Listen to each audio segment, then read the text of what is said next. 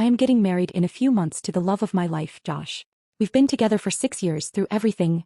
Bad jobs, tiny apartments, family drama, and long nights figuring out what we want in life. He's my person. I've spent the last year planning this wedding carefully. Not over the top but beautiful. Something that feels like us. One of the most special parts for me has been my wedding dress. I designed it with a local seamstress. Not some fancy designer, but it's custom, elegant, and perfectly mine. I've done fittings, I've cried happy tears, and honestly I can't wait to walk down the aisle in it. Then there's my sister Lydia. Growing up, Lydia and I were close, but she's always had this competitive streak. If I got good grades, she'd complain that teachers liked me more. If I got a job, she'd apply somewhere better. When I got engaged, she kept making these passive-aggressive jokes like, "Well, you've always been the responsible one. I'll just live vicariously through you." It was the kind of thing that sounds like a joke but doesn't feel like one. Anyway, Lydia recently found out she's pregnant. The father is her on-again, off-again boyfriend, Eric. They've been together for 2 years but break up every other month. My parents weren't thrilled, but they've been supportive. Especially my mom, who's basically thrown herself into baby mode for Lydia. At first I was happy for her. She seemed genuinely excited. But things started to get weird about 2 weeks ago. Lydia came over to help me with some wedding decor, and while she was in my room, she saw my dress hanging inside its garment bag. She asked to see it and I hesitated, not because I didn't trust her, but because it's delicate and I didn't want anyone handling it before the big day. She gave me this exaggerated pout, so I gave in and unzipped the bag. Her eyes lit up. She touched the lace, the silk, the embroidery, all of it. And then she said, half jokingly, or so I thought, "Wow, this would be perfect for my wedding. I hope you'll let me borrow it someday." I laughed it off. "You're not even engaged, Lydia." She smiled and said, "Not yet." I didn't think anything of it, until 3 days later she texted me. The message said, "Hey, I've been thinking, could I maybe wear your wedding dress for my ceremony? Eric and I are planning something small and I can't afford a nice one right now. You'd be saving me a ton and it's not like you'll need it after your wedding." I stared at that message for a full minute before responding. I tried to be polite. I told her that my dress was custom-made for me, and it wouldn't even fit her properly because she's a few inches shorter and has a different build. I even offered to help her find something more affordable or go thrift shopping together. Her response floored me. "You're being selfish. You know I can't afford anything nice right now and I'm pregnant. You should be more understanding." I couldn't believe it. Since when does being pregnant entitle someone to my wedding dress? I called her trying to calm things down, but she doubled down. She said I was lucky to be getting married before her and that it was only fair she got to wear something beautiful too. Then she brought up how our parents helped me with some wedding costs, implying that she deserved the same treatment. I told her flat out, "Lydia, the dress isn't up for discussion. It's mine." She hung up. That night my mom called. I thought she'd be reasonable, but instead she sighed heavily and said, "Honey, you know Lydia's hormonal right now. Can't you just let her borrow it for a day? You'll still have your pictures and memories." I was stunned. My own mother was siding with her. I tried to explain that the dress was handmade and expensive and that it wasn't something I could just hand over.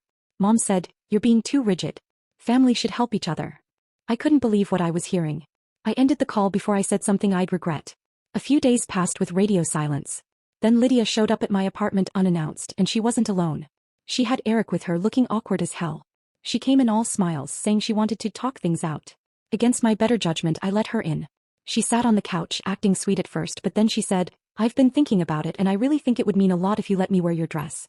You're my sister and this could be a beautiful way to share something between us." I tried to stay calm. "Lydia, no. I'm sorry, but no." Her whole demeanor changed. She said, "You think you're better than me because you're getting married first, don't you?" Then she said something that made my blood run cold. "If you don't let me use it, I'll just take it." "What are you gonna do? Call the cops on your pregnant sister?" I told her to get out. She stormed out, slamming the door. Eric mumbled an apology before following her. That night I called my fiancé and told him everything. He was furious and told me to move the dress somewhere safe. I ended up taking it to my friend's place across town for safekeeping. I felt ridiculous having to hide my own wedding dress, but Lydia's tone scared me. The next day I got a text from my mom saying, "Lydia's really upset. I think you should apologize." Apologize? For protecting my own dress. At that point I started wondering if I was the crazy one. Maybe I was being too harsh. Maybe she was just emotional because of the pregnancy. But deep down I knew if I gave in she'd walk all over me. I spent the next few days in a fog of disbelief. I couldn't wrap my head around how quickly everything had escalated. Lydia was still my sister, the same person I grew up sharing secrets and snacks with, but suddenly she felt like a stranger. And the worst part? My own mother was acting like I was the villain. Josh kept telling me to ignore the drama, to focus on us and our wedding. He was right, of course, but I couldn't help feeling a knot of anxiety in my chest. Lydia wasn't just angry, she was unpredictable. And with how entitled she'd been acting, I had this sinking feeling she wouldn't just let it go. That gut feeling turned out to be right. About a week later, my parents invited both of us, me, Josh, and Lydia, to a family dinner. Mom said it was time to clear the air. I didn't want to go. Every part of me screamed that it was a trap. But Josh convinced me that maybe it was a chance to set some boundaries face to face, once and for all. When we arrived, Lydia was already there, sitting at the table with this smug little smile. She was wearing a loose maternity dress and sipping juice, acting like nothing had happened. My parents greeted us warmly, but the energy was tense. Dinner started out awkwardly quiet. My dad tried to make small talk about work, about wedding plans, about baby names, anything but the dress. But of course it didn't last. Halfway through, Lydia suddenly put down her fork and sighed dramatically. I just don't understand why my own sister would rather spend thousands of dollars on a dress she's only going to wear once instead of helping me when I need it most. Josh looked up from his plate. Helping you? You mean giving you her dress? Lydia frowned at him. Yes, Josh. It's called being family. I'm pregnant and money is tight. I thought maybe she'd care enough to share something meaningful. I could feel my pulse in my throat. It's not about money, Lydia. It's my dress. It's personal. She rolled her eyes. You're so dramatic. You act like I'm asking for a kidney. You could have had it cleaned afterward. You wouldn't even notice the difference. I clenched my jaw. That's not the point. You threatened to take it, Lydia. The table went silent. My dad's fork froze midair. My mom blinked. She what? Lydia crossed her arms, face reddening. I didn't threaten her. I just said I really wanted it and she got all defensive like she always does. Josh shook his head. You told her, and I quote, if you don't let me use it, I'll just take it. That's not a misunderstanding, that's a threat. Lydia's voice went high and brittle. You're twisting my words. I didn't mean it like that. My mom immediately jumped in to defend her. Lydia's been under a lot of stress lately. You shouldn't take everything so literally. That was it. I snapped. I looked right at my mom and said, do you realize how insane this is? You're defending her for trying to take something that belongs to me. Why is it always my job to give in just to keep the peace? Mom's face hardened. Because you're the older sister and older sisters should set an example. I laughed bitterly.